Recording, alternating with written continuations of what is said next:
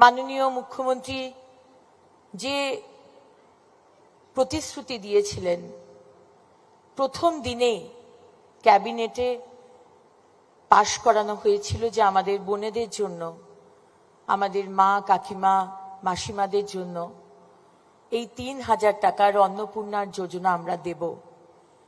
এবং যেমন প্রতিশ্রুতি তেমন কাজ। মাননীয় মুখ্যমন্ত্রীকে ধন্যবাদ জানাই যে আমাদের মা বোনেদের কথা ভেবে এই যে টাকাটি, অর্থটি আজ থেকে আমাদের ব্যাংক অ্যাকাউন্টে ঢুকতে শুরু করবে।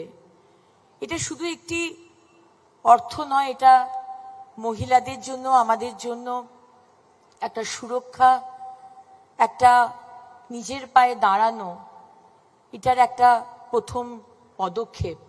এবং আমি আমার মা বোনেদের বলবো যে এই টাকাটি, হ্যাঁ আমাদের খারাপ লাগে কারুর কাছে হাত পাততে, তাই এই টাকাটা সংসারের কাজের জন্য, ছেলে মেয়েদের টিউশন বা যে কোনো আমাদের নিজেদের যে ছোট ছোট শখ আহ্লাদ, সেটার জন্য তো আছেই।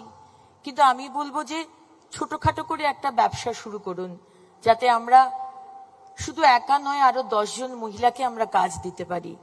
ছোট থেকেই শুরু হোক না। অনেক ধন্যবাদ জানাই মাননীয় মুখ্যমন্ত্রীকে যে আজকে পশ্চিমবঙ্গের মহিলাদের কথা তিনি সবসময় সবার আগে ভেবেছেন।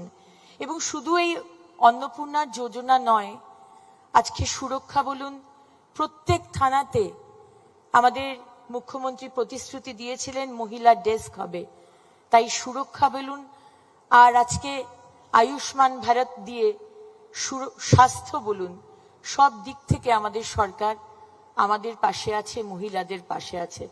তাই অনেক ধন্যবাদ। আজকে প্রায় 12,000 মহিলা উত্তর 24 পরগনা, দক্ষিণ 24 পরগনা, কলকাতা, হাওড়া, হুগলি থেকে এসেছেন। আপনাদেরকে অনেক অনেক ধন্যবাদ। ভালো থাকবেন, সুস্থ থাকবেন। বন্দে মাতরম। জয় হিন্দ।